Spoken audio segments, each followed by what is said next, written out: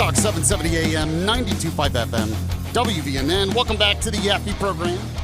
I'm Alabama's voice of reason, Huntsville's conservative conscience. I don't have this in my bullet points, but figured it's worth mentioning here. We've been talking about the sad news that Dolly Parton passed away at age 80. Of course, we'll go over some of that in What's Trending. I did see here that Alabama Governor Kay Ivey wants Alabama flags lowered to honor Dolly Parton, especially her Imagination Library legacy, which was helping kids across the country read. So I just wanted to point that out. We have a lot of Alabama leaders, political leaders, pop culture leaders, giving their condolences and everything else. Well, we'll talk more about her legacy during What's Trending. I do want to mention that. I wasn't like a super fan or everything, but everyone in the country knew who she was. She was, outside of maybe Donald Trump, she might be the most famous person in the country, I would assume. Would you think that even people that are like, let's say under 20, they probably knew who she was too, right? Of course, yeah. Okay. Yeah. I'm just trying to wonder if it's a generational thing. But I would assume, yeah, even young people would know. Okay. I'm just curious. I'm old and out of touch now. Dale was talking about how I'm all gray. Now? I thought that was a... Well, I'm 40, so I was always out of touch, but now I'm old. I'm getting there now. Yeah, okay.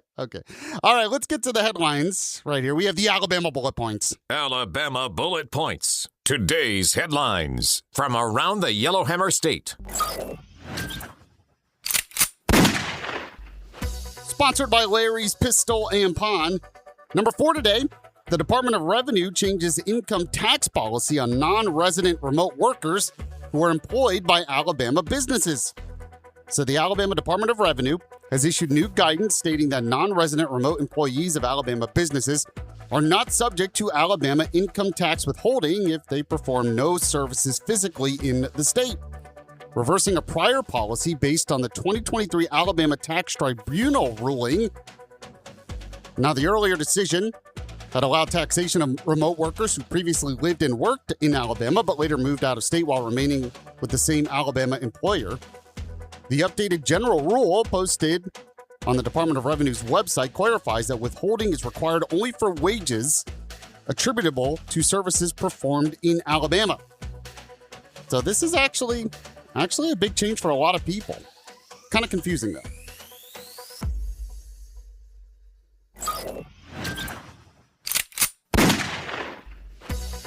Number 3, Democrat Representative Terry Sewell says Trump is terrified of losing.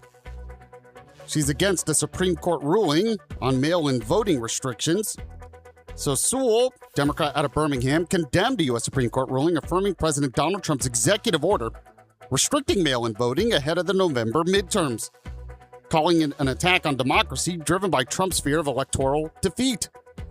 Now, the order directs the Department of Homeland Security and Social Security Administration to compile state voter eligibility lists and prohibits the U.S. Postal Service from mailing absentee ballots to those not on the list.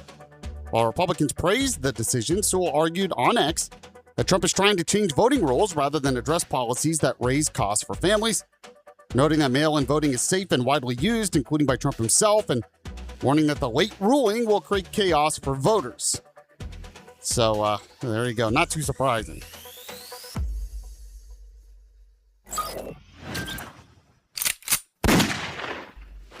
Number 2 today, Tommy Tuberville fires back at El Sayed over Sharia law criticism.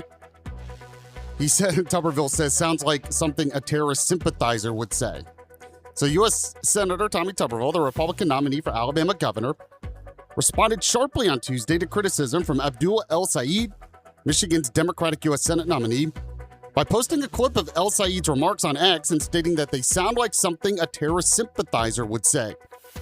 Now, El Sayed had appeared on Fox News' Jesse Watters Primetime, where he defended his views on Sharia law, accused Republicans of targeting Muslims for their faith, and dismissed Tuberville's efforts to ban Sharia law, citing the small Muslim population in America and questioning Tuberville's coaching record.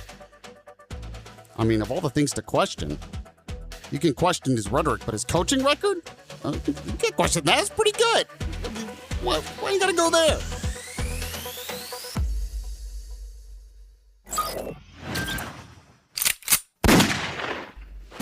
And number one today, I'm going to talk more about this in the next segment as well, get your reaction. But State Senator Arthur Orr weighs out potential flock camera guardrails. We also have State Representative Danny Garrett, who wants to have guardrails and a middle ground when it comes to data centers. So both of these things we'll get into more detail in the next segment, but Orr has proposed potential guardrails for Alabama's use of flock automated license plate reader cameras, including requiring warrants for non-emergency data searches, limiting data retention to 1 year or less, possibly 6 or 9 months, and imposing tougher penalties beyond misdemeanors for improper personal access by officers. He noted that current Alabama Department or ALDOT regulations allow up to 5 years of retention and restriction commercialization while requiring access logs, building on his earlier 2021 legislation. So data centers, flock cameras, still in the news.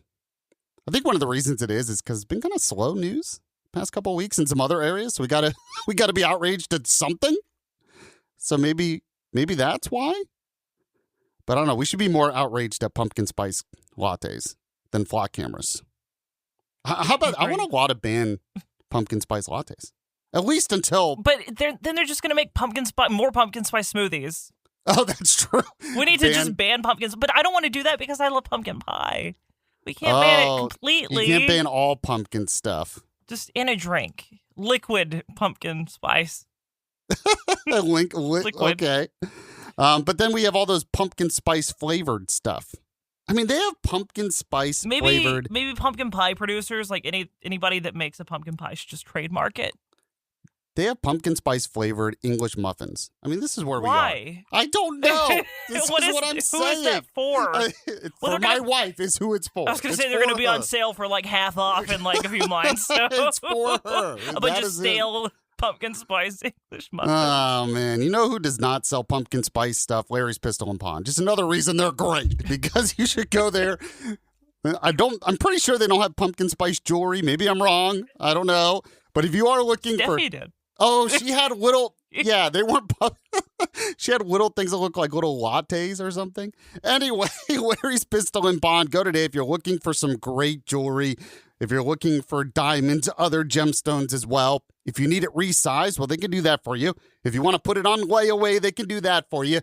And their selection is big. I mean, it gets bigger all the time. I had mentioned before they had to add new display cases to display more. That's not even all they have. They have more. So if you go there and you talk with their customer service representatives, they can get stuff out of the back. They're going to find exactly what you need, and you'll get it for a great price. So go to Larry's Pistol and Pawn today in Madison off Greenbrier Exit 3. It's by the Big Rusty Water Tower, another location in Huntsville off North Memorial Parkway, and the website pistolandpawn.com. That's pistolandpawn.com. Let them know Yaffee sent you.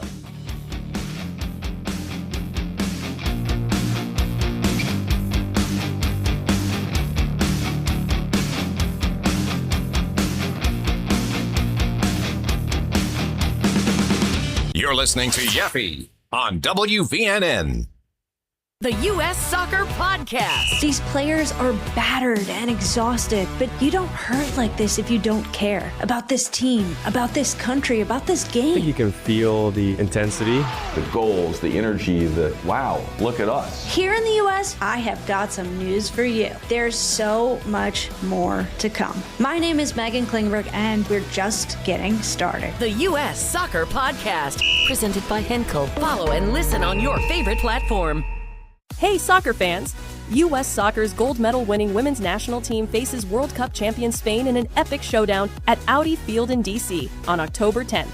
Don't miss this incredible match. Snag your tickets at ussoccer.com/tickets.